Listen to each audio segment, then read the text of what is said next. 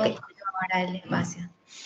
Bueno, bueno, muy buenos días para todos. Prendo mi cámara para saludarles, pero creo que voy a apagar otra vez para que fluya bien la presentación. Voy a compartir mi pantalla. A ver un poco. ¿Ven mi pantalla? Sí, se ve súper bien, Juana. Ok. Sí, se ve. Bueno. Bueno, antes que nada, muchísimas gracias por la invitación. Esta presentación tiene por objetivo hablar un poquito de algunas pautas a tener en cuenta en la redacción de artículos dirigidos a revistas de contenido botánico. Es entonces una presentación bastante general, pero a la vez dirigida muy exclusivamente a todo lo que tiene que ver con taxonomía, tratamientos de especies. De hecho que primero quiero comentarles un poquito cuáles son los tópicos que voy a estar tratando en esta presentación. Primero justamente enumerar a qué tipo de publicaciones botánicas me refiero, es decir, las herramientas que vamos a comentar en esta presentación, para qué tipo de publicaciones serían útiles.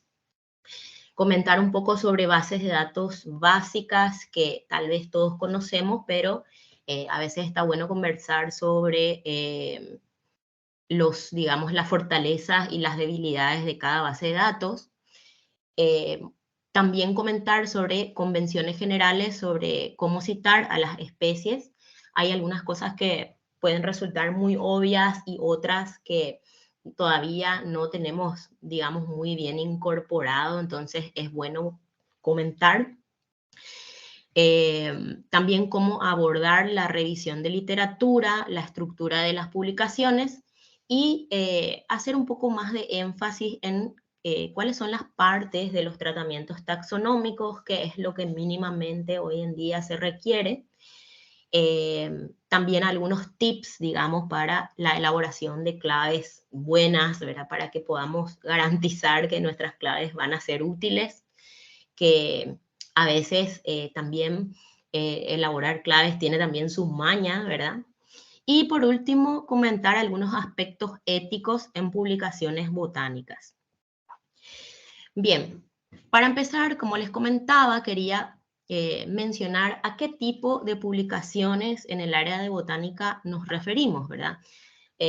Primero se encuentran las floras, lógicamente, que son trabajos dedicados a las plantas de una región en particular. Las floras suelen tener claves, descripciones de familias, géneros, especies, ilustraciones, pero las floras son trabajos más o menos generales, digamos, ¿verdad? Tienen como fin primero la identificación de las especies de un lugar. Por otro lado están las revisiones taxonómicas, que son trabajos más profundos. Normalmente requieren de la revisión acabada de la mayor cantidad de ejemplares botánicos posibles, ¿verdad? En varios institutos, en varios herbarios.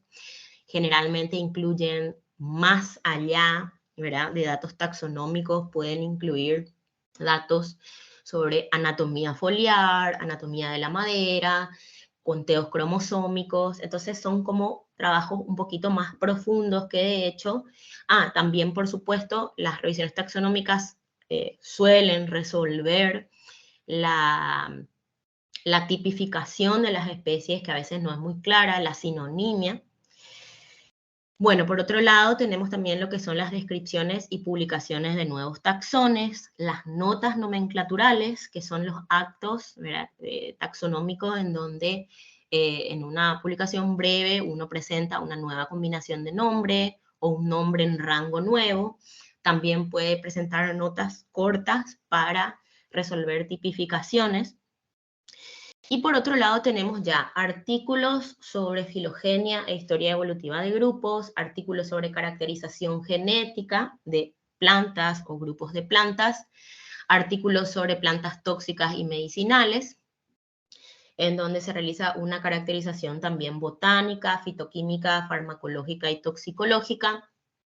Por otro lado, tenemos catálogos o checklists de áreas geográficas, también notas geográficas en donde uno amplía el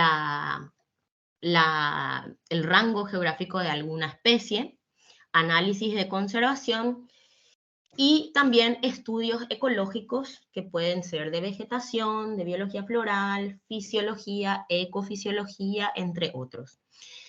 Un aspecto en común que tienen estos artículos que fui mencionando es que siempre se basan en la presentación de vouchers, ¿verdad? Ejemplares físicos que evidencian lo que se está presentando en el artículo, ¿verdad? Ya sea caracterizaciones botánicas, genéticas, moleculares, checklists, siempre hay un voucher físico depositado en una institución pública accesible a la comunidad científica. Bien, hablando un poco de bases de datos básicas, la primera base de datos que es, digamos, nuestra fuente de consulta en Paraguay es la flora del Cono Sur, el catálogo del Cono Sur. Es, de hecho, una base de datos que seguramente todos ya la utilizaron. Es una base de datos muy intuitiva, buscamos un género, nos salen las especies aceptadas, los sinónimos, tenemos una ficha de las especies, pero lo que quería comentarles aquí es que una cosa que tenemos que tener en cuenta cuando utilizamos bases de datos es que los catálogos y bases de datos no son, digamos, infalibles, ¿sí? Es decir, que vamos a encontrar géneros que han sido tratados recientemente bajo alguna revisión taxonómica reciente, en donde seguramente vamos a encontrar bien resuelta la sinonimia, vamos a encontrar una distribución actualizada, pero esto no es así en todos los casos. Muchas veces vamos a encontrar especies o géneros que no tienen literatura ni revisiones recientes, entonces el catálogo básicamente cumple la función de una línea de base, ¿sí? Significa que siempre tenemos que evaluar si realmente, por ejemplo, los sinónimos que nos cita son correctos, ¿verdad? Eso a criterio del especialista va a quedar, ¿verdad? O sea, si ustedes están trabajando con un género en particular, ustedes mismos van a saber si esos sinónimos corresponden o no corresponden, o se necesita chequear la fuente, los protólogos, ¿verdad? Para poder tener certezas, ¿verdad? Otra cosa que también entre paréntesis quiero comentar de esta base de datos es que tiene referencias bibliográficas que son muy útiles a la hora en que estamos haciendo estamos preparando nuestro trabajo, nuestro manuscrito, ¿verdad? Muchas veces encontramos literatura que por ahí no estaba en nuestro radar, así que es bueno confrontar todos esos aspectos. La siguiente base de datos básica es la de trópicos, que también seguro todos ya conocen, también es muy intuitiva y de la misma manera nos da también mucha información sobre sinónimos, nombres aceptados, especímenes, distribución, y también nos da información sobre el protólogo, es decir, el acto, digamos, el documento, la publicación de la especie con las descripciones y toda la información asociada a la publicación de la especie, generalmente en este link del Biodiversity Heritage Library, ¿verdad? Juana, creo que nos pasa la presentación, perdón. Están Sí, diciendo perdón. que... ¿Dónde están? Perdón, salgo. Puedes compartir como pantalla completa, ¿no? Ok, pero pasó algo. Ahí. No. Algo, a ver, dejar de compartir. ¿O se quedó adelante? ¿Se quedó en la presentación? Se quedó Se quedó en la la primera. presentación, sí. Ay, qué pena, qué pena. Bueno, voy de nuevo. Toda la pantalla. Sí, tenés que compartir pantalla completa, me dicen acá. Ok, no sé si ahí se ve. Bueno, voy a volver. ¿Ahí ven? Ahí se ve, Juani. Sí, Ahí Y está. pasa, sí. Se ve la presentación. Ahí Pasa la comienza. siguiente. Sí, Ahí tópicos. sí, ahí sí. Bueno, así muy rapidísimo entonces voy a pasar porque pasé como 10 ya. Bueno, va de nuevo entonces. Los tópicos eran qué temas íbamos a hablar. Bueno, tipos de publicaciones que también lastimosamente no pudieron seguir la parte, la presentación. Bueno, y aquí empezaba a hablar de las bases de datos, ¿verdad? La flora del cono sur, las fichas de especies, las citas bibliográficas. Y estaban más o menos por aquí. No sé si me siguen. Retomamos entonces. Sí, Juan, y ya estamos en la página. Perfecto, perfecto.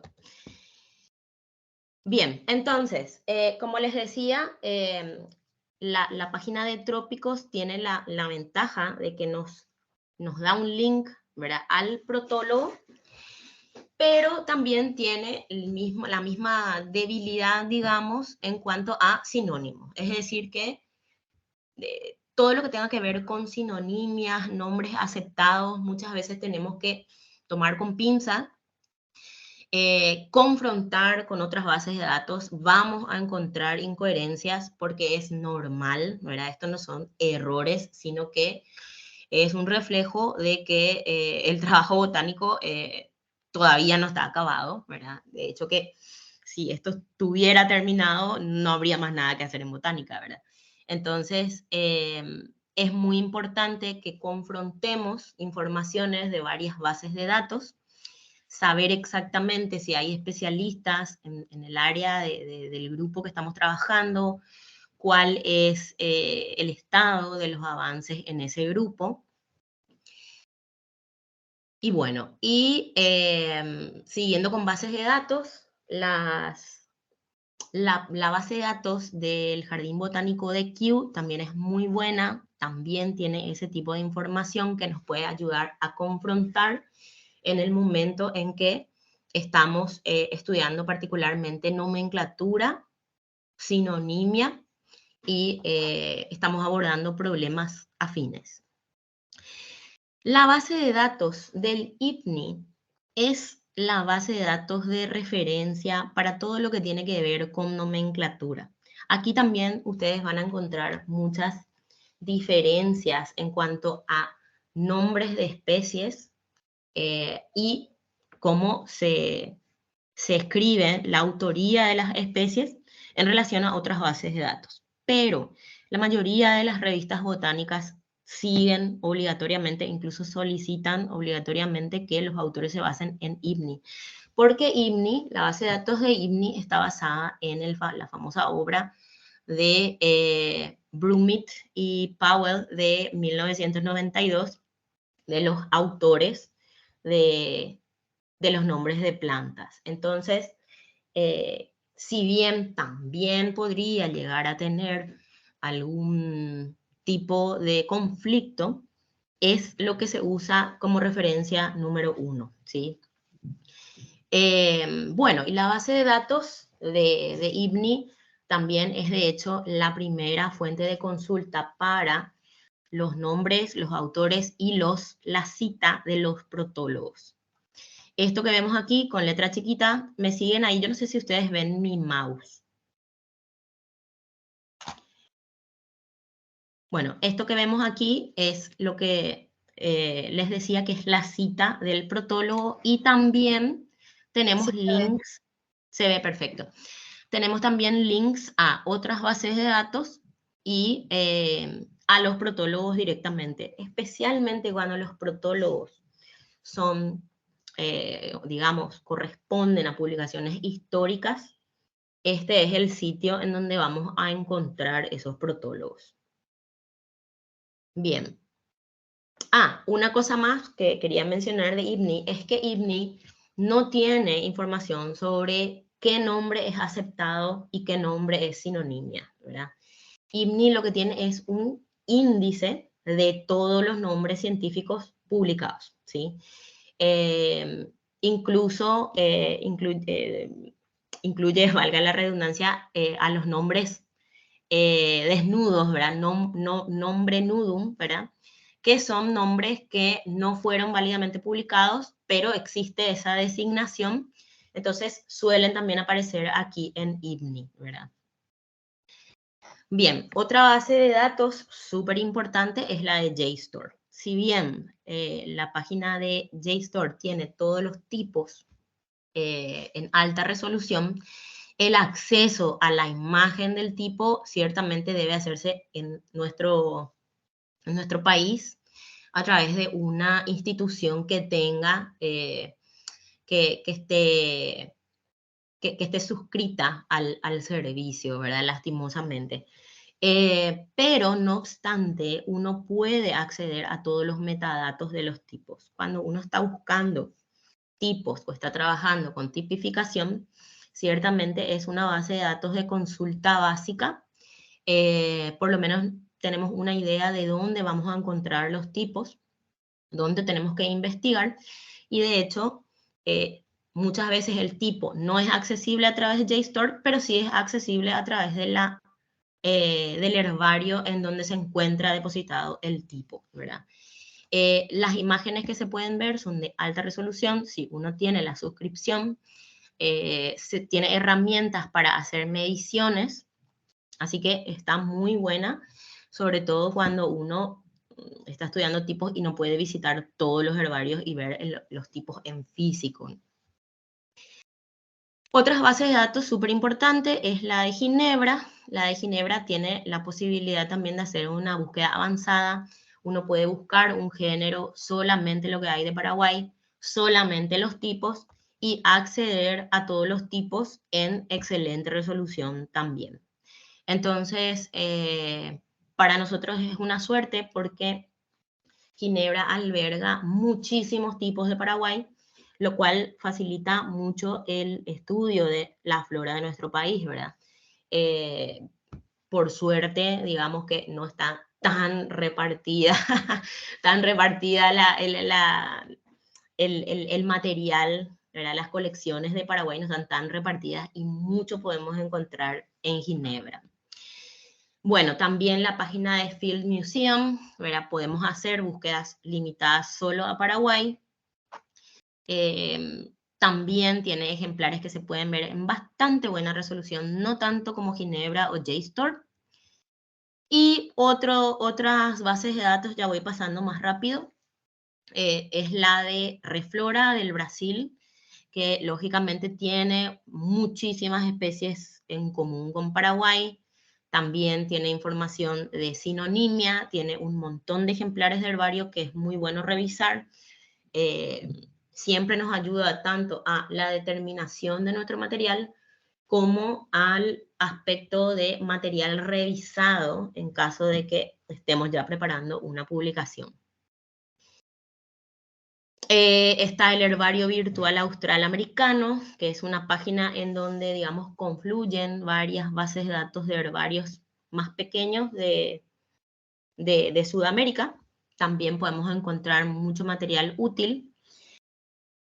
Y un herbario fantástico online también es el herbario de la UNAM, de la Universidad Nacional Autónoma de México. Tiene prácticamente todo su herbario digitalizado, tiene imágenes en alta resolución, y si bien, lógicamente, la mayoría de sus ejemplares son de Centroamérica, Mesoamérica, tiene también ejemplares de Sudamérica y es muy útil en el caso de que estemos realizando una revisión a nivel regional, ¿sí? Por ahí de Paraguay no va a haber tanto, pero si nuestro grupo objetivo es un poquito más amplio, es una base de datos muy buena para consulta. Bueno, pasando al tercer tópico, convenciones generales sobre la mención de especies. Hay algunas cositas muy básicas que es bueno comentar de nuevo, que generalmente es, digamos, también lo que piden la mayoría de las revistas botánicas. Como ya había mencionado antes, todo lo que se refiere a nomenclatura, basarnos en el IPNI, no en trópicos ni en el catálogo del Cono Sur. la primera vez que se menciona una especie en un manuscrito, debe escribirse siempre el nombre científico completo con los autores del nombre. Esto exceptúa generalmente al título y al resumen. Normalmente, tanto en el título como en el resumen, las revistas van a solicitar no utilizar nombres de autores porque lógicamente el número de caracteres en esas dos secciones es limitado. Pero igual esto depende de cada revista. Hay revistas que sí piden ya que desde el título se presenten los autores. Bueno, lógicamente los nombres científicos en cursivas, los autores y las categorías infraespecíficas no van en cursivas. Y siempre que sea evidente el género referido, cuando hay una mención repetida de especies del mismo género, conviene abreviar el género, ¿verdad? Si estamos hablando de Callaponia espelina varias veces, podemos poner C. Si estamos haciendo una mención de varias especies del género, podemos, a partir de la segunda especie, abreviar el género, siempre y cuando esto sea evidente que nos estamos refiriendo al género. Esto, lógicamente, no ocurre al lado de un punto seguido, ¿verdad? No vamos a poner un punto seguido y después otra vez C punto espelina, ¿verdad? Eso no es muy conveniente ni tampoco iniciar párrafos de esta manera. Entonces hay como algunas excepciones también que ya dependen de que aseguremos de que la lectura del manuscrito sea fluida. La mención de varias especies, ya sea del mismo género o de géneros diferentes, debe seguir siempre un orden que sea claro para el lector. Acá yo puse autor, pero obviamente me equivoqué porque quise decir que para el lector debe ser claro el orden. Y como último recurso, siempre hay que recurrir a un orden alfabético.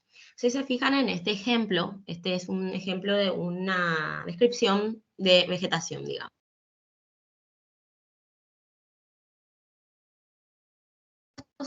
En la segunda se citan especies del sotobosque y en la tercera se citan especies de liana, ¿sí? Entonces, tenemos un orden, ¿verdad? En cuanto al hábito primero, esto bien puede ser también un orden referido a, digamos, plantas con, yo qué sé, cuestiones, pueden ser cuestiones químicas, ¿verdad? Que queramos organizar nuestro texto de esa manera, pero dentro de cada parte debemos mencionar a las especies en orden alfabético, ¿sí? Siempre todo tiene que estar en un orden alfabético.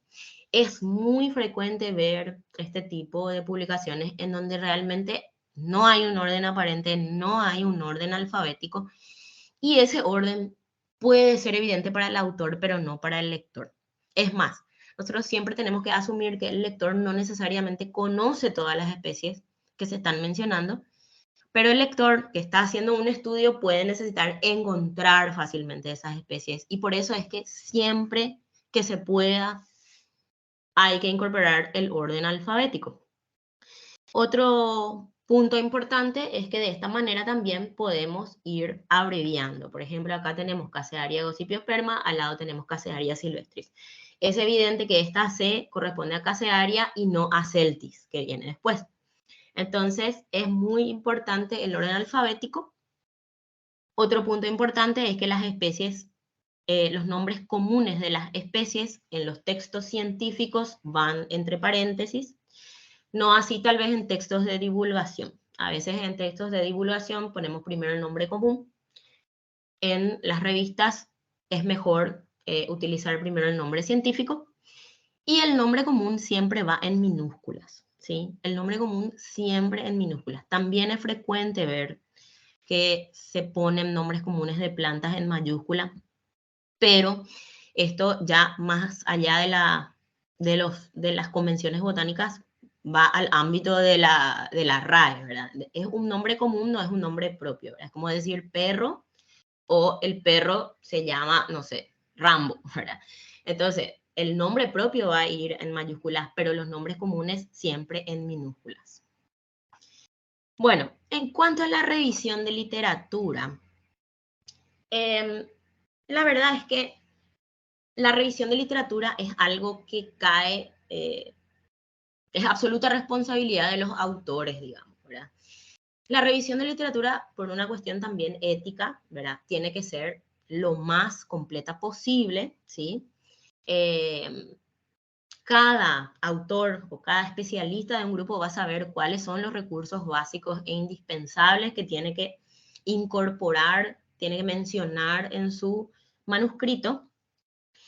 Y muchas veces, aunque sea evidente, como decía, ¿verdad? Por una cuestión de claridad y de ética, es bueno mencionar en los antecedentes toda la literatura que corresponde, ¿verdad? Hacer una buena reseña de la literatura sobre el grupo que estamos trabajando. En publicaciones taxonómicas es muy importante tal vez llegar al protólogo, ¿sí? Porque muchas veces los protólogos, es decir, todo lo que está asociado a la publicación válida de un nombre, es aparentemente inaccesible, ¿verdad? Como que son publicaciones históricas, oscuras, como se dice, pero hoy en día tenemos más posibilidad de llegar a conseguir protólogos online. Entonces es una muy buena práctica cuando estamos trabajando en un grupo en particular, acceder a los protólogos. También es fundamental asegurar que uno se encuentra actualizado en las herramientas metodológicas y también en la literatura de referencia, ¿sí? Es decir, que no solo ir a toda la literatura histórica, sino que realmente hacer un análisis de todo lo más actual sobre el grupo que estamos estudiando y los grupos afines. Para eso, sobre todo, yo recomiendo revisar las últimas publicaciones relacionadas a la posición filogenética y clasificación actual del grupo de interés, ¿verdad? Eso es lo que podemos hacer a través de la página del Angiosperm Phylogeny Group, que es esta página que, bueno, es una página dependiente de trópicos, también a través de ella pueden ingresar. Y como verán, si bien esta página se basa en las publicaciones del APG, ¿verdad? Ahora está, digamos, vigente lo que es el APG 4, ¿verdad? La última publicación, que si mal no recuerdo es del 2016. Esta página, como dice aquí abajo, dice more or less continuously updated since, dice. O sea, esto se va actualizando, ¿por qué? Porque se van incorporando todas las publicaciones de filogenia, ¿verdad? Que van saliendo, ¿sí? Está actualizado fácilmente hasta este año. Y uno puede buscar por orden, familias, géneros. Y acá en este ejemplo de Orobancacea, por ejemplo, tenemos la clasificación actual de, digamos, de subfamilias. Y todo lo que tiene que ver con filogenia, tenemos estas citas acá. Por ejemplo, tenemos Mortimer et al. 2022. Entonces, esta es una buena forma de chequear que nosotros estamos actualizados en cuanto a todas las publicaciones sobre filogenia de nuestro grupo. En la sección de referencias, vamos a encontrar la referencia completa de esa publicación que vimos en la sección de la familia o del grupo de nuestro interés. Esto es muy importante también que nosotros podamos incorporar en nuestro manuscrito, demostrando que estamos actualizados en las nuevas clasificaciones de nuestro grupo. Bueno, otras herramientas online, ¿verdad? Para nuestra revisión de literatura, que como digo, esto es ya un poco redundante tal vez que muestre, pero por si no conocían, esta página de Proflora tiene muchos fascículos publicados de la flora argentina, de la primera tanda, la nueva flora argentina que sale en este formato de los libros negros, que por ahí los que trabajan mucho con botánica conocerán. Esas no necesariamente están, pero he encontrado varias en ResearchGate, para que los autores suben. Entonces, ResearchGate también es un buen lugar para buscar, o incluso para pedir personalmente a los autores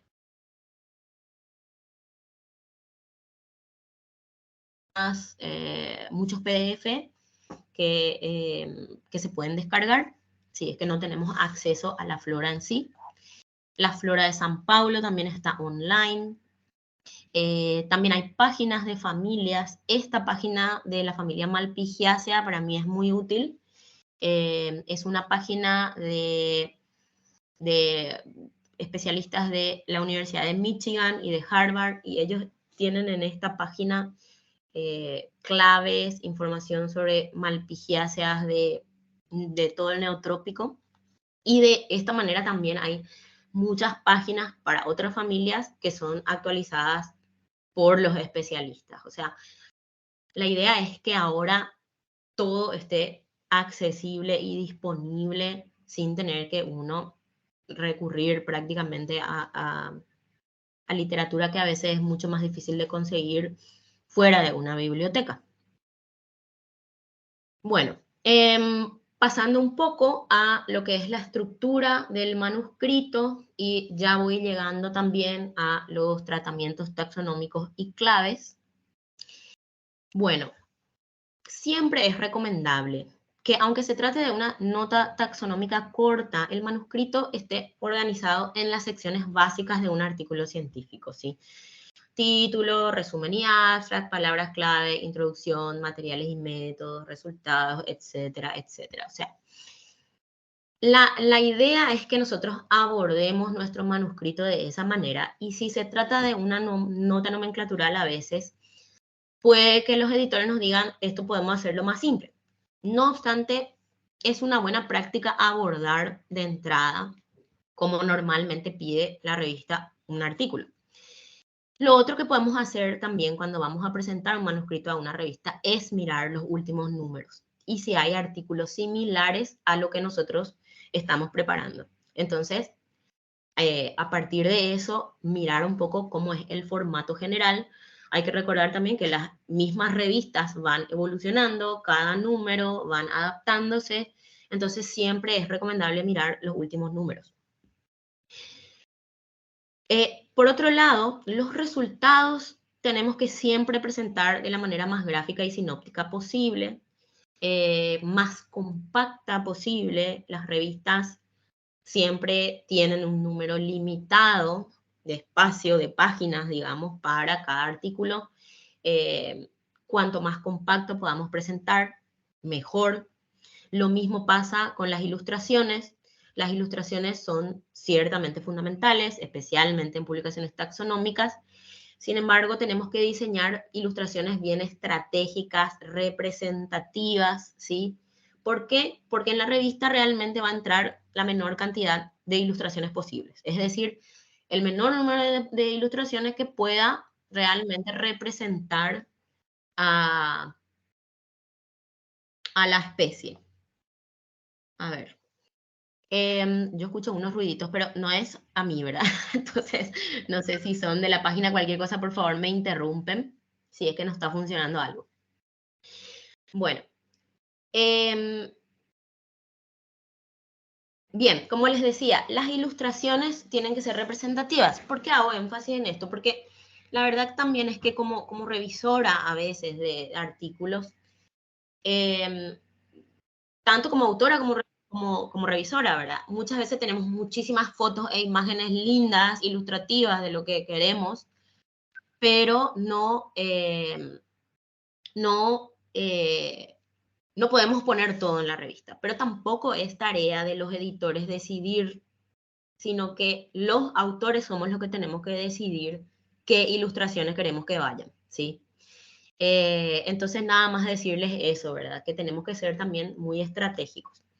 Y también, siempre que sea posible, recurrir a gráficos monocromáticos, ¿sí? Es decir, mapas, por ejemplo, cuando estamos trabajando con mapas o hacemos mapas de distribución, ¿verdad?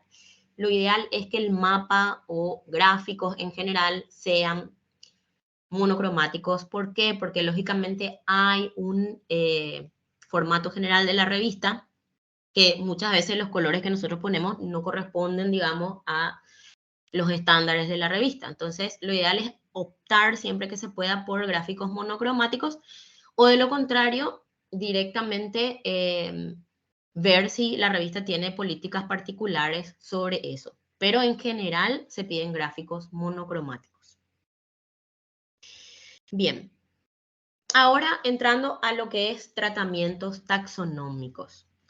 Bueno, la herramienta básica para un tratamiento taxonómico como consulta es, lógicamente, el código de nomenclatura botánica, o mejor dicho, para algas, hongos y plantas, que es el código de Shenzhen, que está vigente ahora, publicado en el 2018. En el código vamos a encontrar detalles sobre cómo publicar un nuevo taxón, cómo publicar una nueva combinación o un nombre en rango nuevo, cuándo y cómo usar los diferentes tipos nomenclaturales, cómo encontrar el nombre correcto para un taxón. Todo esto, digamos que el código nos va a llevar de la mano, por así decirlo, aunque los que ya se enfrentaron con el código sabrán que no es tan sencillo. No obstante, voy a pasar un poquito a la página siguiente. El código online es bastante intuitivo, se pueden hacer búsquedas particulares, van saliendo los artículos que uno, digamos que uno está buscando, yo qué sé, lectotipificación, van a salir todos los artículos referidos a la lectotipificación. Entonces, va a llevar tiempo, pero es muy importante, ¿verdad?, que podamos asegurar que si estamos haciendo un acto nomenclatural, estemos siguiendo las reglas del código de nomenclatura. Este libro les quiero recomendar en el caso de que estén trabajando con estos temas, que se llama The Code Decoded, ¿sí? Que básicamente es el código de manera sencilla para los que empezamos a usar el código de nomenclatura, ¿sí? De hecho, está editada por Nicholas Sturland, que es uno de los principales nomenclaturistas, ¿verdad? Editores del código. Es un libro súper fácil, súper ameno para cuando estamos empezando a hacer estos trabajos, y ya con esto, después volver a pasar al código se vuelve como que un poco más amigable. Bueno, vuelvo atrás y les decía entonces que todos estos aspectos tenemos que hacer yendo de la mano, digamos, con el código de nomenclatura. No voy a profundizar en eso porque esto da para 2 semanas, para un par de semanas de talleres, pero sí, por lo menos me quiero quedar con esas recomendaciones dadas. Bueno, de nuevo, todo lo que tiene que ver con nomenclatura y protólogos, recurrir al IBNI. Y lógicamente una herramienta o un requerimiento básico, mejor dicho, es la revisión de ejemplares de herbario y de tipos nomenclaturales. Siempre citando el origen, utilizando los acrónimos de las instituciones basados en el Index Herbariorum. Bueno. Normalmente los tratamientos taxonómicos siempre van a iniciar con el nombre de la familia, o el nombre del género, o el nombre de la especie, dependiendo del grupo. La indicación del protólogo, es decir, donde se encuentra publicada ese nombre, y el tipo nomenclatural de ese grupo, ¿sí? Acá pongo como ejemplo otra vez algo tomado del IBNI. Luego vienen los sinónimos, la descripción. En el caso de la familia o el género, una nota breve después de la descripción.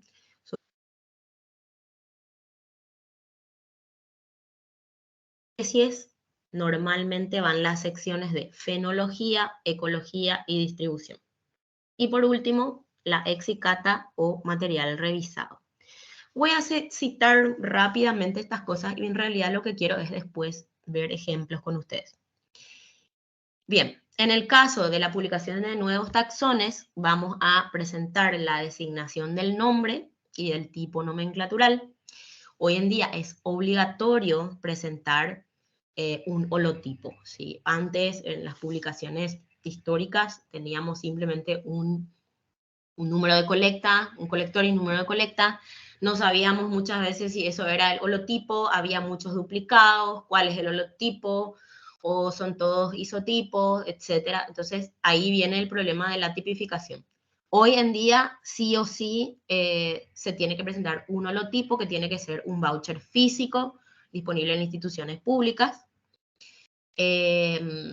Bueno, después tenemos que tener una diagnosis en inglés o en latín.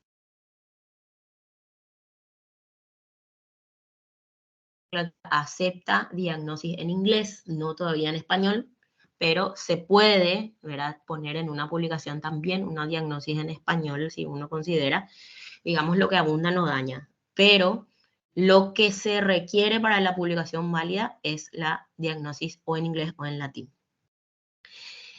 Luego la descripción morfológica basada en el voucher físico, es decir, el holotipo y posibles isotipos.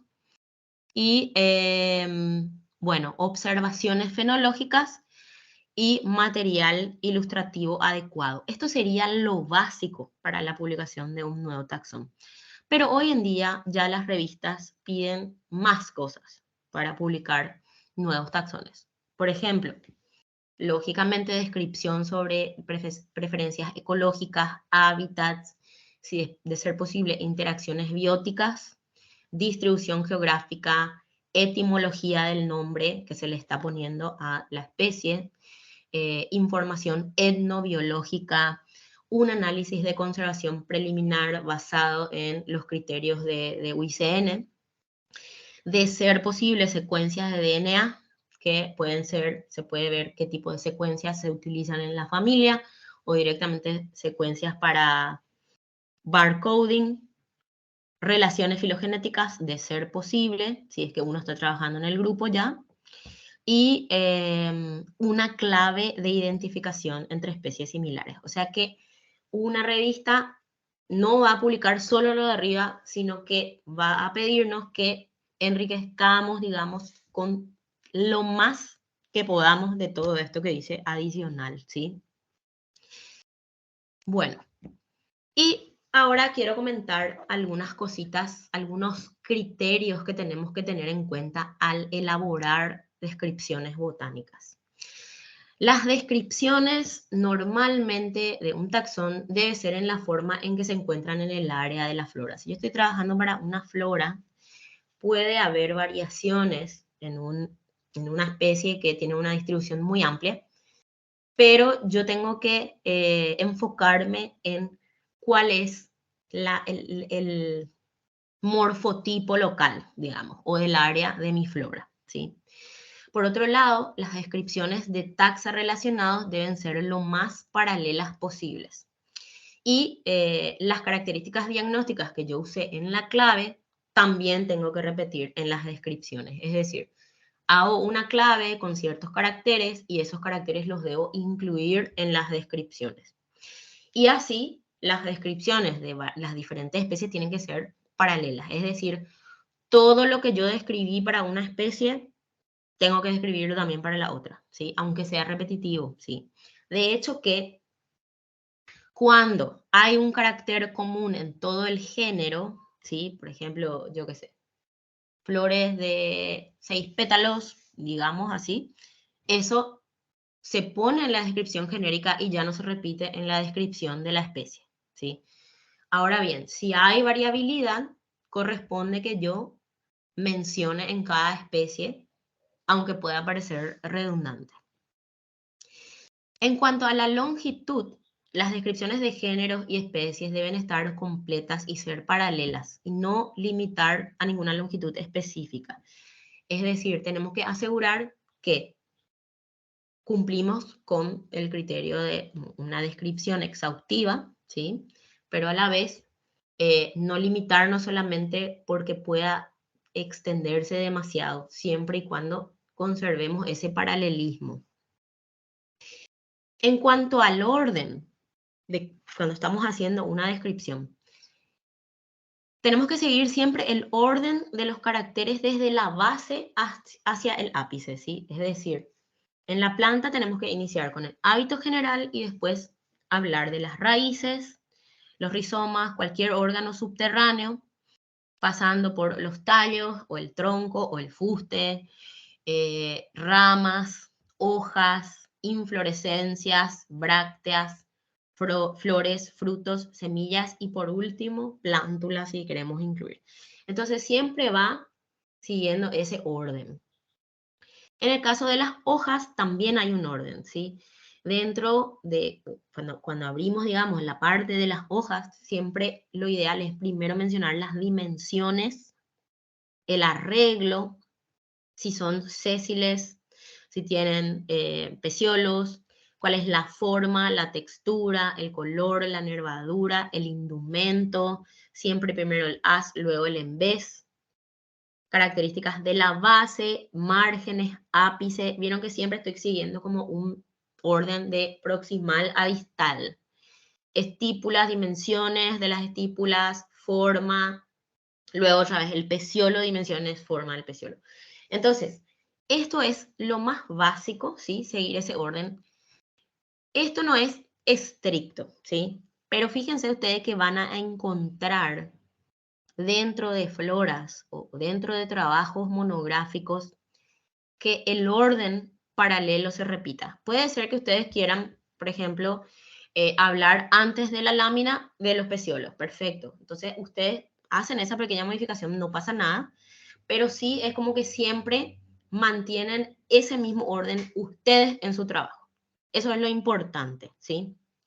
Que dentro de esta recomendación general, por más de que haya pequeñas variaciones de los órganos descritos, ustedes lo mantengan en el trabajo de ustedes y eso es lo que le va a dar el paralelismo a las descripciones. Para las flores, el orden general es todo lo que tiene que ver con caracteres generales, ¿verdad? Si las flores son pentámeras, si son, yo qué sé, el color, como quieran. Y luego se entra a cáliz, corola, androceo y gineceo.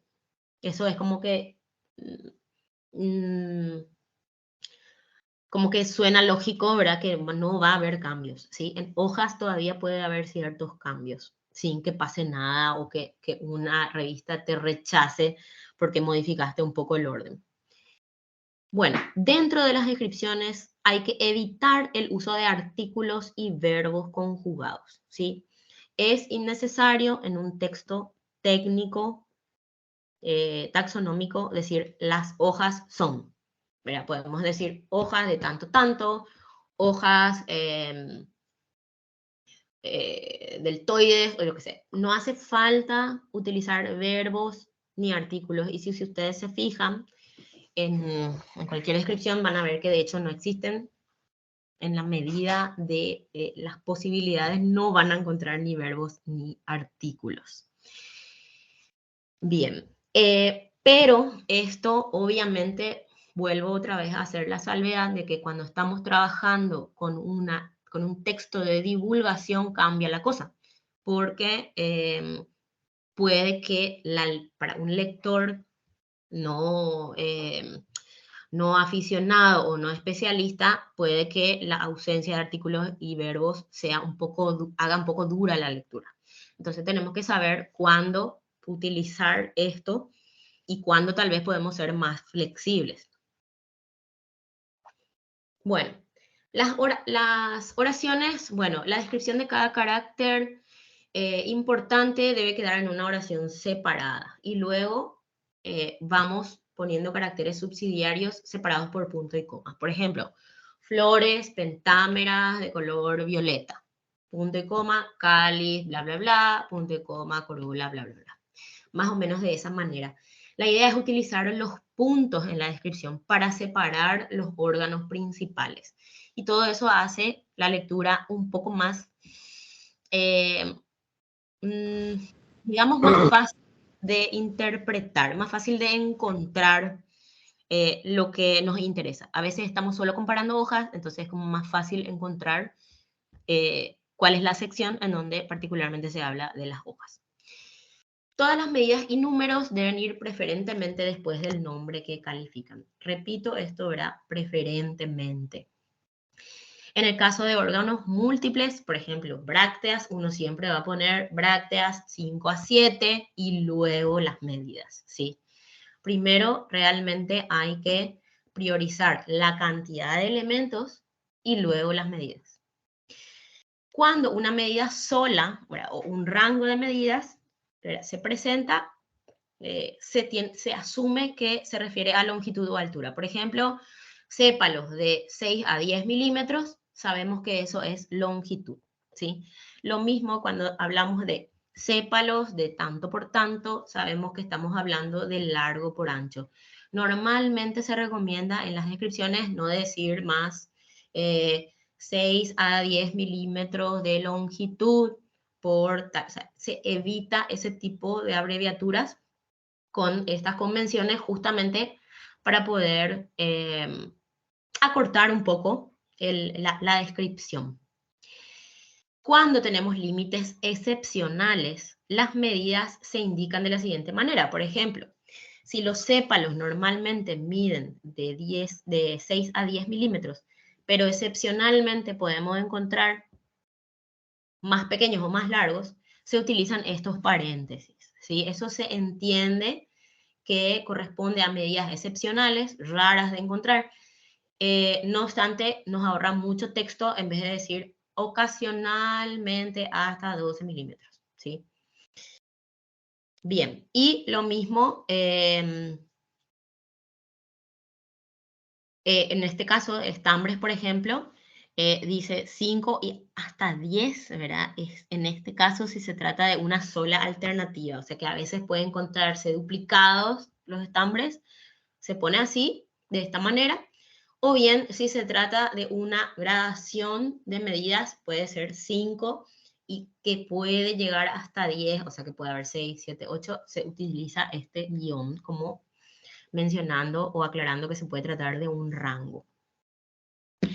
Bueno, viendo algunos ejemplos, este es un ejemplo de la flora argentina, el género justicia, su protólogo, la especie tipo, como les decía, los sinónimos, las descripciones, ¿verdad? Como les decía también, ¿verdad?, sigue siempre el orden que comienza por hábito, luego pasa a hojas, inflorescencias, cáliz. Entonces, como que después de un punto se habla de un órgano en particular. Y como se trata de un género, abajo tenemos la nota de cantidad de especies y distribución. En este caso tenemos dos nuevas Perdón, Juani. publicaciones. Sí, perdón.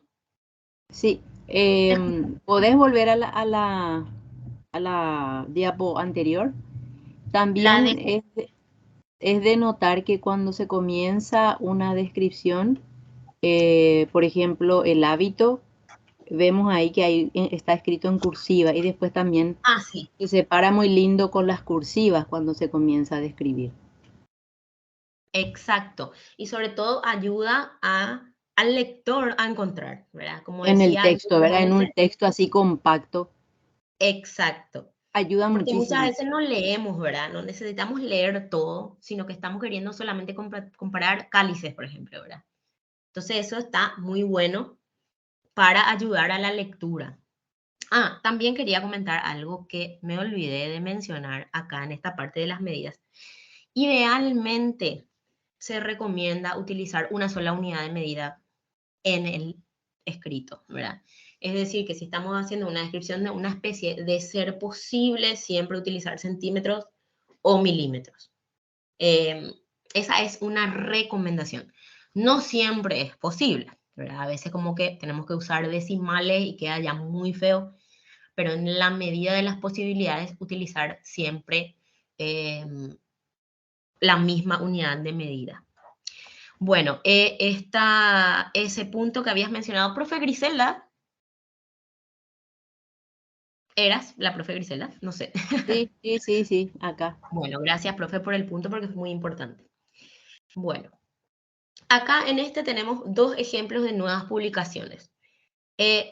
Mediante Bulata tenemos los autores, tenemos la aclaración de que es una nueva especie, esto solicita el código, tenemos el tipo, y fíjense, el tipo menciona siempre el país, la localidad, luego tenemos la fecha, entre paréntesis se menciona FL, eso significa que el tipo tenía flores.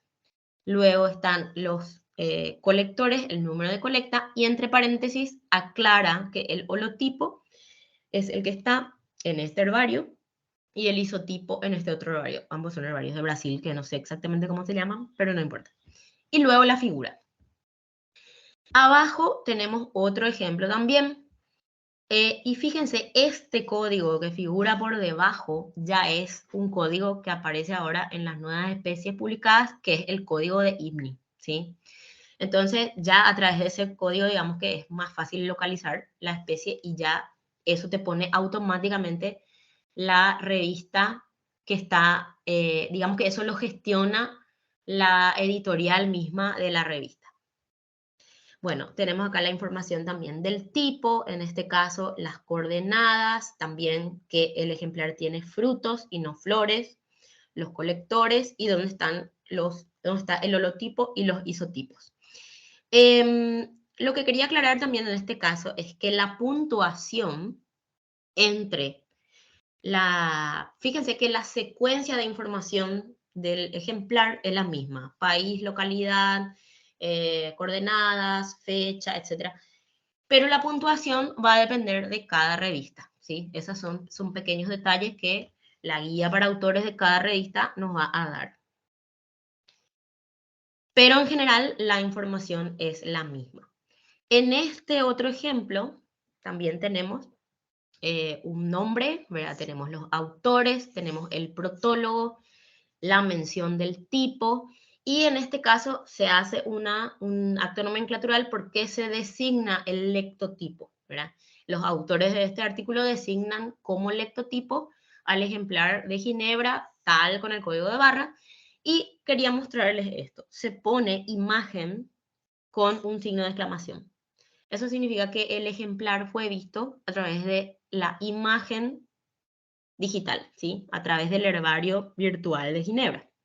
Entonces, normalmente, cuando uno vio el tipo, tiene que poner un signo de exclamación. Eso significa visto en físico. Pero podemos hacer la aclaración de que vimos la imagen de esta manera. Ambos son válidos lógicamente, pero es bueno aclarar cómo fue visto el ejemplar. Bueno, aquí abajo es lo mismo. Juani, Y sí, ¿puedes decir cómo se hace cuando uno vio la imagen en físico? ¿Cómo se expresa en el texto? solo se pone el signo de exclamación.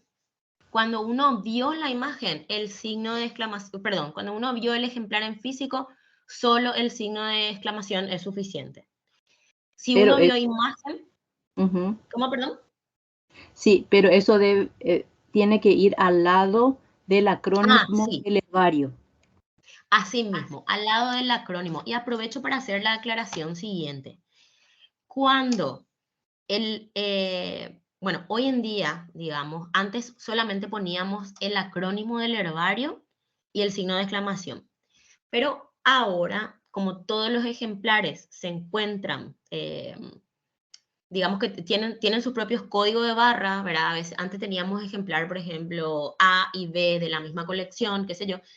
Cada ejemplar ahora tiene su código de barra. Entonces, si uno, por ejemplo, está haciendo un lectotipo, está lectotipificando o incluso el holotipo mismo del ejemplar, puede mencionar con el código de barra que se pone del lado derecho del acrónimo, ¿sí? Ahora, normalmente las publicaciones, entonces, las editoriales, los editores nos van a pedir que pongamos el acrónimo con el código de barras al lado, para saber exactamente cuál de todos los duplicados nosotros a cuál nos referimos. Perfecto. ¿Sí? Gracias, Juani.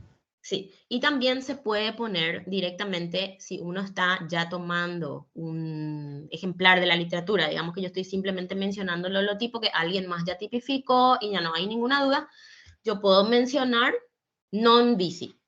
Eso significa no visto. Yo no lo vi, pero ya es un tipo que está publicado. Entonces no hay problema, digamos.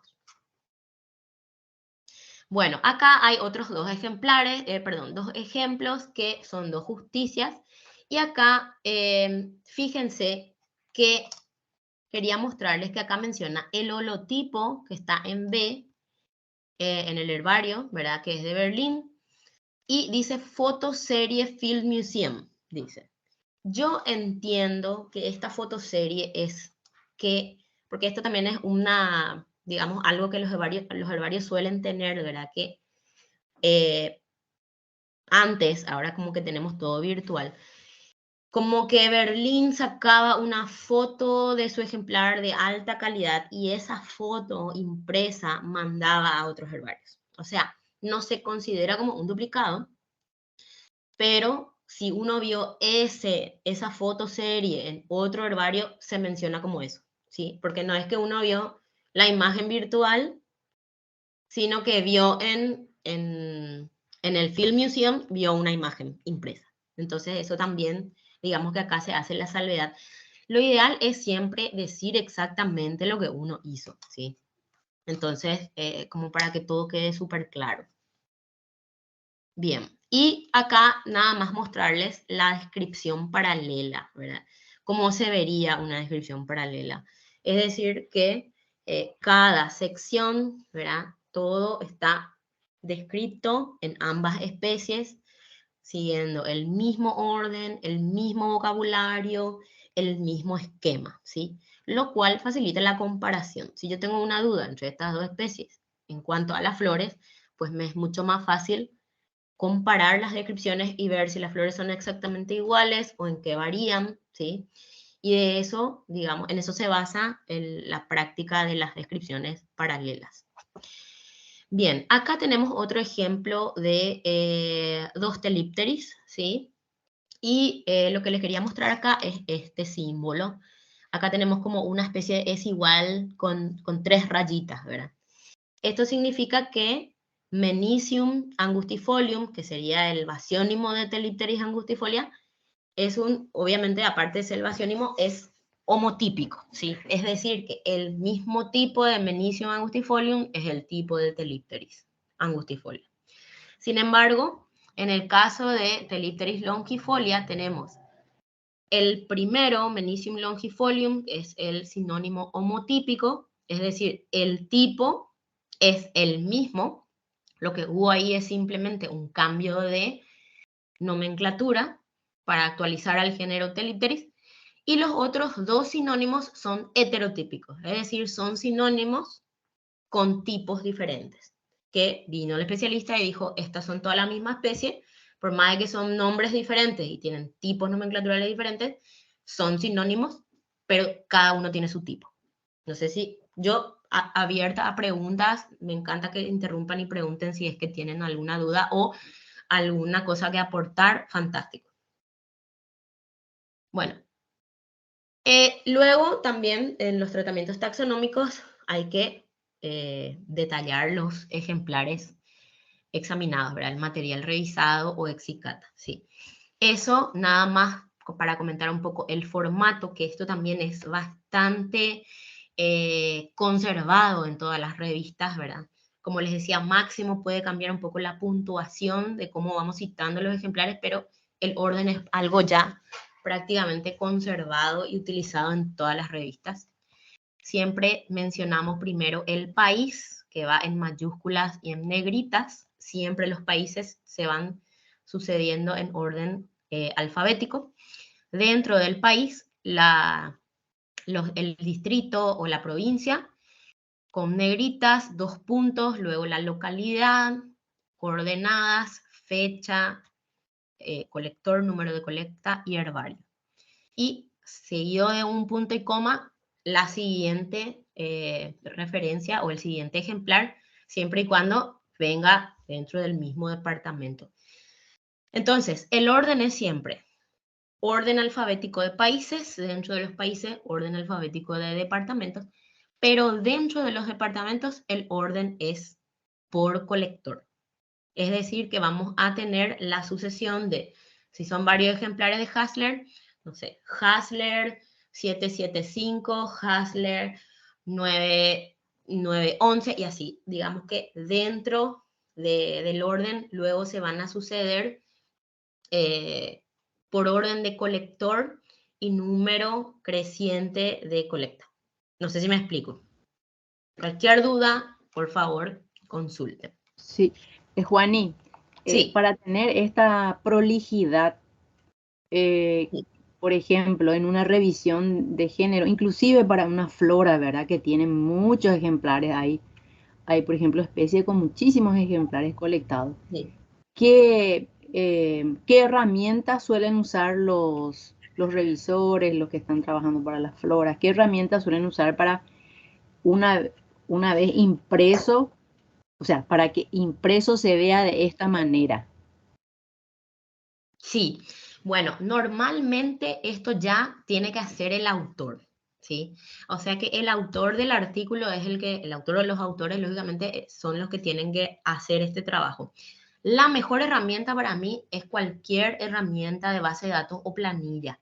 Es decir, puede ser en Excel o puede ser, no sé, en Access o en cualquier base de datos que te permita una visión de planilla. ¿Y qué es lo que uno hace? En la planilla uno ordena por país, luego por departamento, luego por colector, luego por número de colecta. Y de esa planilla que ya está ordenada en este orden, en donde están todos los datos, uno fácilmente puede pasar a texto y ya pasa todo ordenado.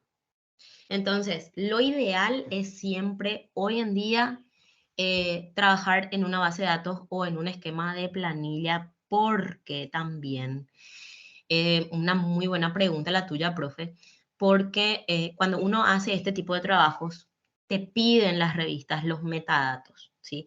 Digamos que uno está trabajando en una checklist y tiene un montón de vouchers de este tipo, ¿sí? Para cada especie. Y sí o sí tenés que tener en un formato adaptable a una base de datos mayor, que son los famosos, hoy en día los famosos data paper, ¿verdad?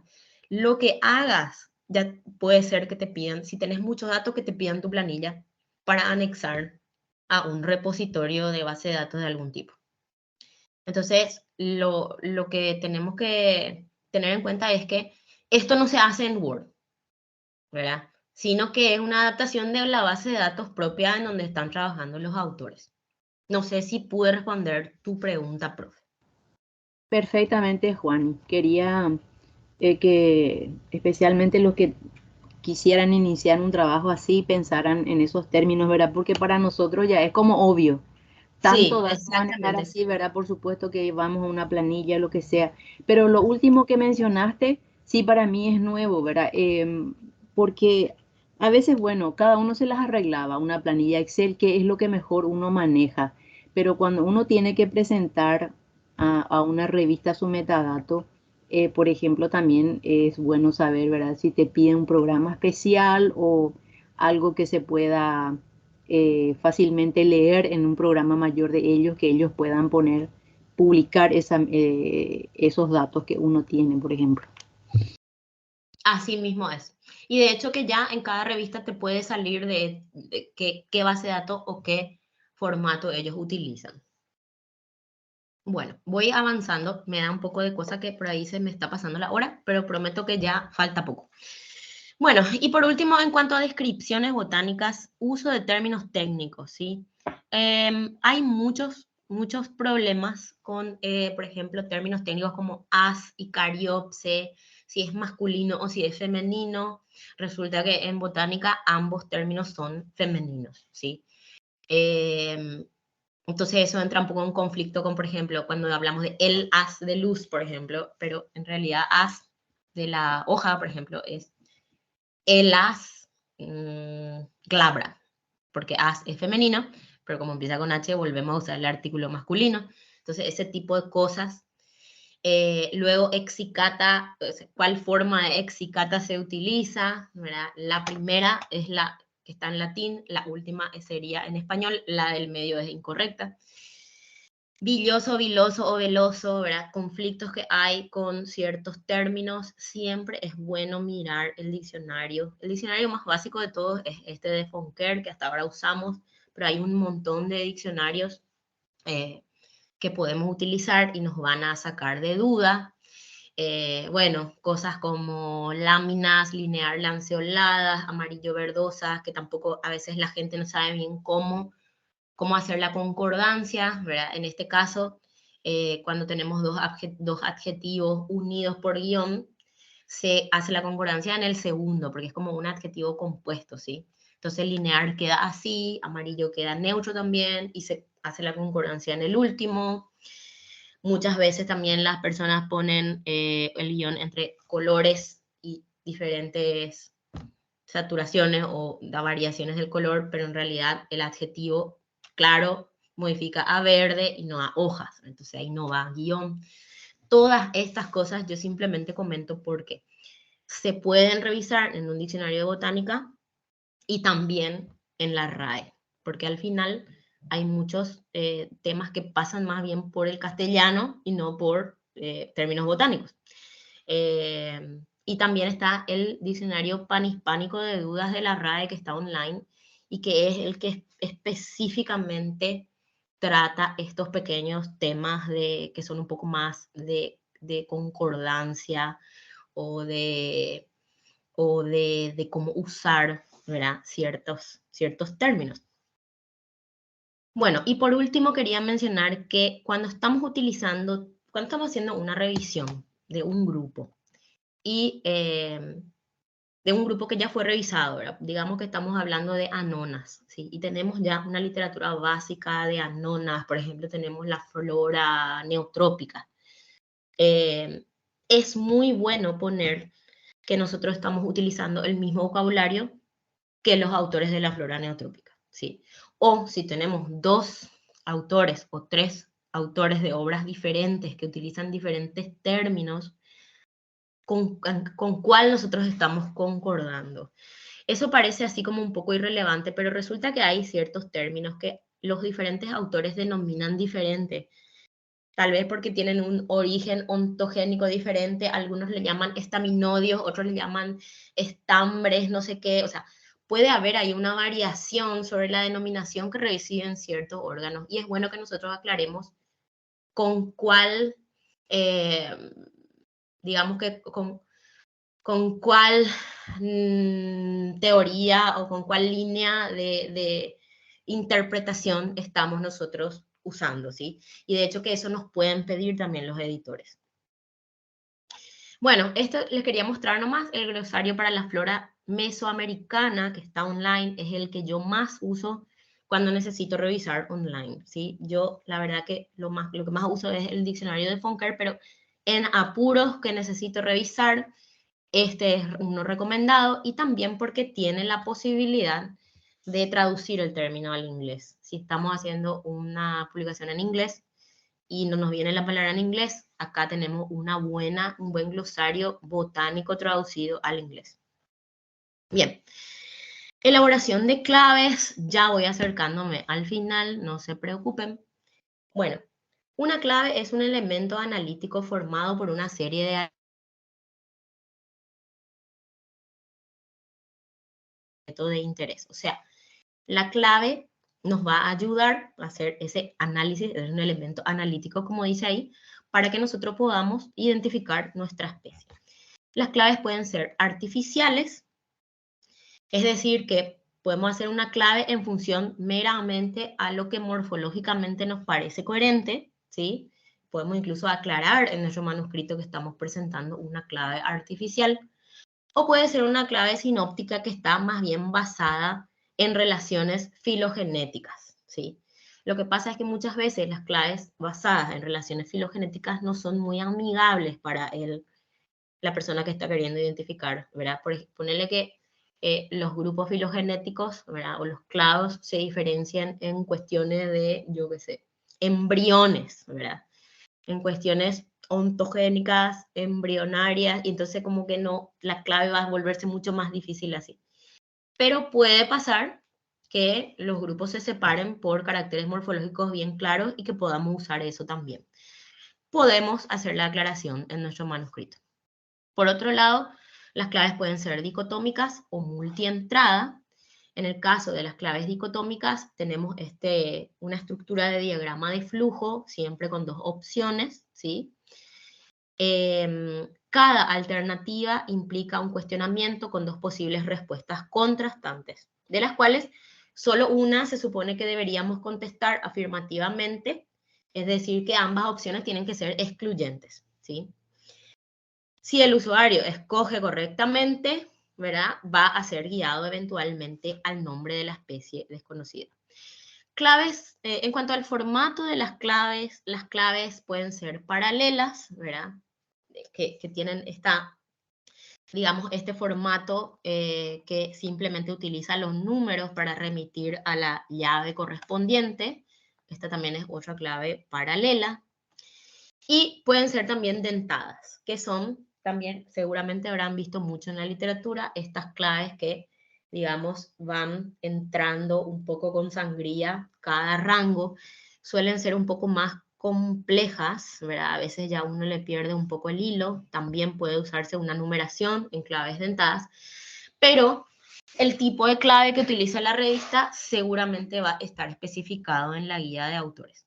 Lo cierto es que lo mejor es no ponerle demasiado formato a la clave, como para que los diagramadores puedan hacer la diagramación, o como siempre les digo, ¿verdad?, pueden ir viendo números, los últimos números de la revista, digamos que es foco de su interés, para ver cómo ellos están presentando las claves. Bueno, y por otro lado están las claves multientrada o policlaves, que consisten en una lista de rasgos en donde el usuario puede seleccionar todos los estados que coinciden con el espécimen. Y generalmente no es que llegan a una identificación absoluta, pero sí ayudan a limitar a las opciones, ¿verdad? Digamos que de un número grande de opciones, por lo menos podemos quedarnos con menos opciones. Y sobre todo, una clave multientrada hoy en día, ¿para qué haríamos? Podríamos hacer para generar, por ejemplo, una aplicación de identificación de especies. O sea, estas aplicaciones de identificación de especies generalmente se basan en claves multientrada, ¿verdad? Y no en claves dicotómicas. Entonces es bueno también manejar. De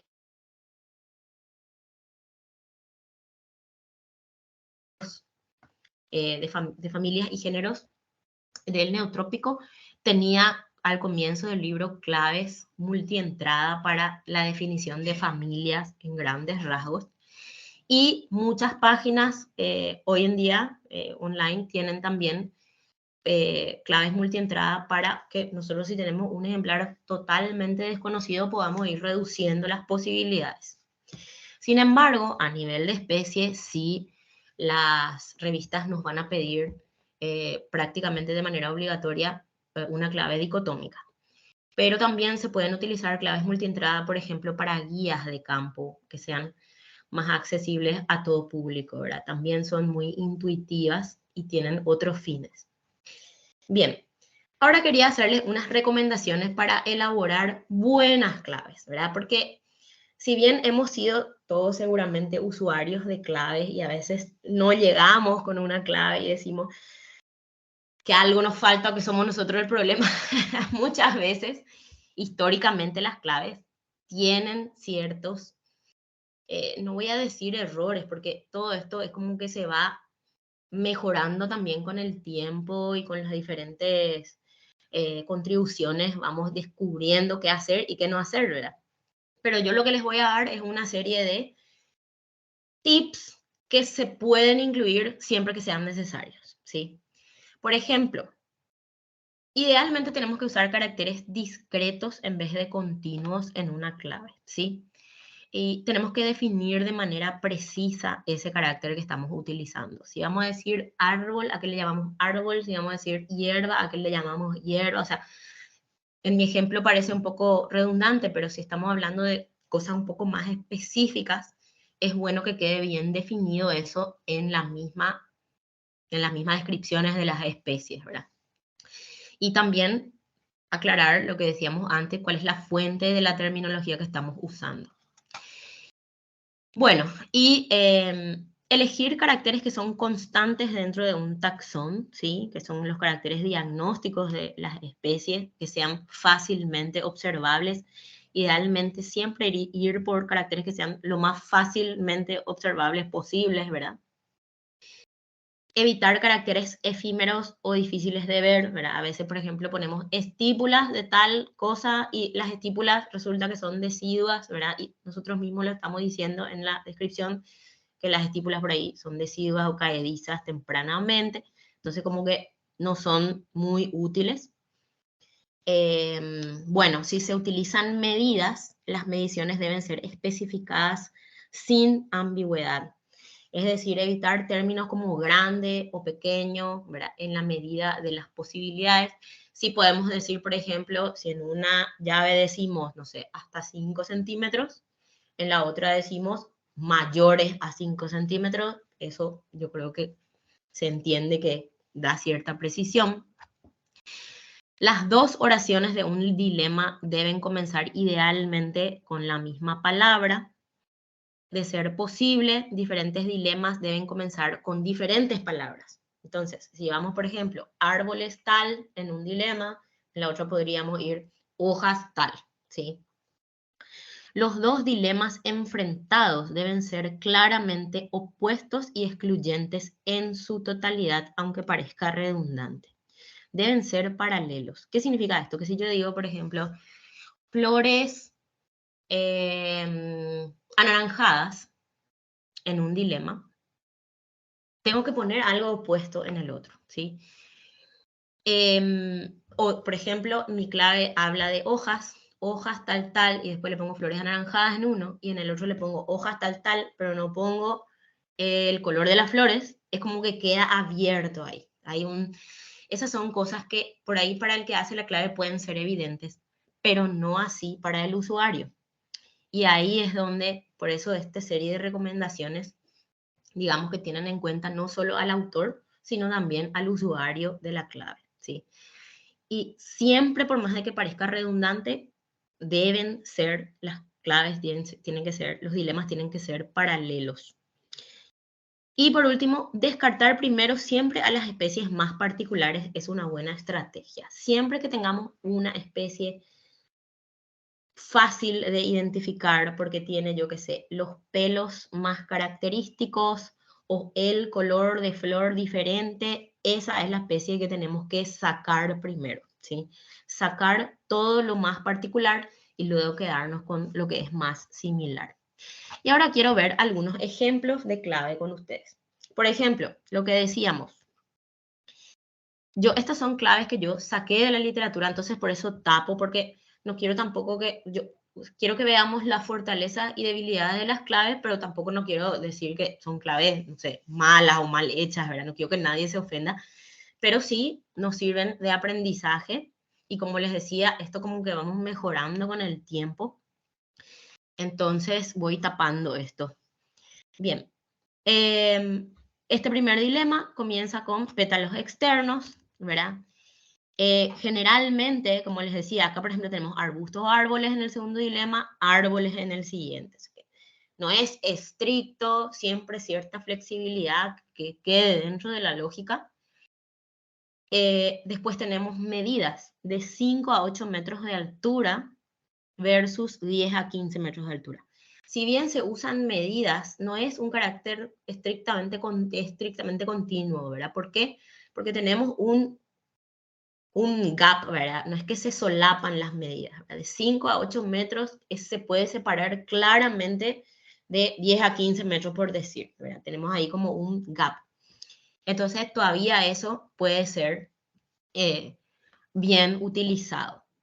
Después tenemos lo que les decía del paralelismo, ¿verdad? Siempre decir, aunque parezca redundante. Tenemos láminas en el dilema 4, láminas foliares hasta 7 centímetros versus láminas foliares de mayor tamaño, mayor de 7. Luego, elípticas arrómbicas, da forma. Y en el otro lado tenemos de formas y pubescencia variada. Pero se entiende que es no elípticas arrómbicas, y glabrescentes, o sea, prácticamente sin pelo versus con pubescencia de varios tipos.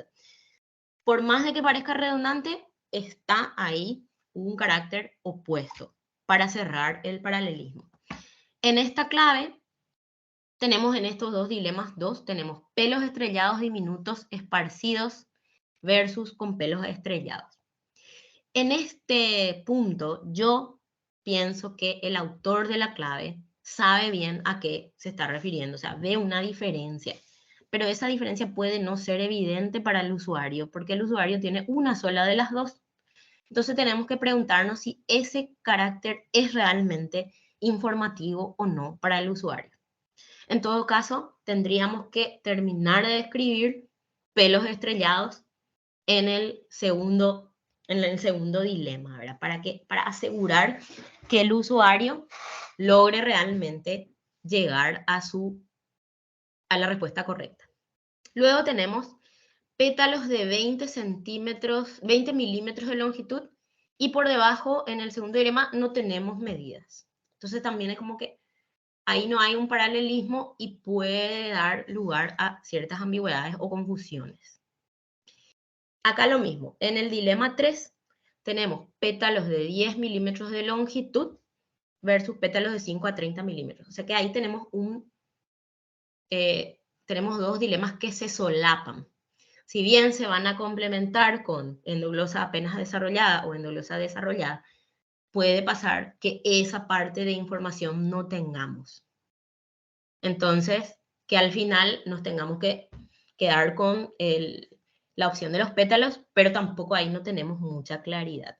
No sé si me siguen con esto que quería mostrarles en estos ejemplos, porque a veces cuando uno da los tips no se llevan, si no se llevan a la práctica es como que no se entienden mucho. A ver, ¿qué otro ejemplo? Bueno, también tenemos esto, tallo velutino y tallo velloso por otro lado. Velutino y velloso son dos cosas diferentes, eso es cierto. Pero, ciertamente, lo que quería acá enfatizar es que ambos tipos de pubescencia deberían estar bien definidos en el texto o en las descripciones, ¿verdad? O incluso en las ilustraciones del trabajo, ¿sí? Y por otro lado, vemos que los tallos velutinos no', solo en las opciones del dilema 3, del primer dilema de 3, sino que aparecen otra vez tallos velutinos en el 3'. Quiere decir que también ahí tenemos que ver si logramos diferenciar bien ambos dilemas y no que una persona que tiene una planta con tallos velutinos haya ido solo al de arriba, por ejemplo. Bueno, luego tenemos este dilema. Bien, acá nada más contarles que, bueno, lo mismo, corola amarilla no necesariamente tiene un paralelismo por debajo. Y acá tenemos un dato en el dilema A2N14 que se vuelve a repetir en C'. Entonces, eso también yo me cuestionaría si es un dato útil o no para el usuario de la clave. Entonces, para ir terminando esto, elaborar nuestra clave y pedir a colegas que la prueben. Juani. Sí, perdón que te interrumpa. Me da nomás la impresión que también una clave puede estar expresando que no tenemos todos los caracteres en los ejemplares que hemos visto. Como por ejemplo, al comparar, en uno aparece flor y en el otro no aparece. O de repente tenemos datos de cromosoma y en otro no, ¿verdad? Entonces ahí tendríamos nosotros que definir desde un principio de equiparar todos los caracteres que vamos a usar en la clave. Porque si presentamos algunos en una opción, en uno de los dilemas y en el otro no, realmente nos quedamos como que con hambre, ¿verdad? De dónde están los caracteres. Exactamente. Y entonces, justamente por eso ahí va el tema de que muchas veces el que genera la clave está en una posición y el usuario está en otra, ¿verdad? Entonces, siempre tenemos que pensar más que nada en el usuario y poner los datos disponibles, ¿verdad? Por ejemplo, el tema de los números cromosómicos, o sea, que se repite otra vez abajo, ¿verdad? O sea, no cumple realmente con los requisitos de que ambos dilemas sean totalmente excluyentes, ¿verdad? Porque también tenemos en A', ¿verdad? 2n = 14 en alguna de sus especies. Entonces, si nosotros no tenemos toda la información, a veces tal vez es un carácter que debemos evitar usar en claves. Podemos poner en las descripciones y podemos aclarar que, por ejemplo, conteos cromosómicos no tenemos para todas las especies, pero no va a ser un buen carácter para una clave porque el día de mañana alguien puede hacer otro conteo de cromosomas para una de las especies del dilema B y sigue saliendo 2N14. O sea, no va a estar bien puesto en el dilema A. No sé si me explico. Entonces, lo que no sabemos bien o no tenemos para todo, dudo que sea realmente un carácter óptimo para usar en una clave. Bueno, y ya para terminar, prometo que esta es mi última diapositiva. Aspectos éticos a considerar en una publicación botánica. Lógicamente yo no voy a mencionar lo que corresponde a aspectos éticos de todas las publicaciones, ¿verdad? Por ejemplo, no voy a hablar mucho de esto del compromiso de los autores, ¿verdad? En que los manuscritos sean originales, eso debe ser para cualquier publicación. Pero sí, para una publicación botánica es importante tener los permisos de colecta científica expedidos por la autoridad de aplicación del país que corresponda, ¿verdad?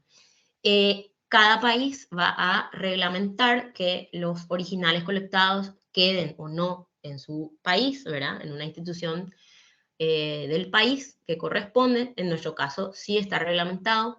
En Paraguay nosotros debemos dejar originales dentro del país y enviar duplicados. Y hay que decir que muchas revistas piden estos permisos como un requisito. En algunas revistas, sobre todo con ciertos países como por ejemplo Brasil, Perú, Colombia, sí o sí piden porque son países que de hecho tienen reglamentos más estrictos. Entonces uno tiene que estar preparado para ese tipo de cosas y contar con el permiso de colecta.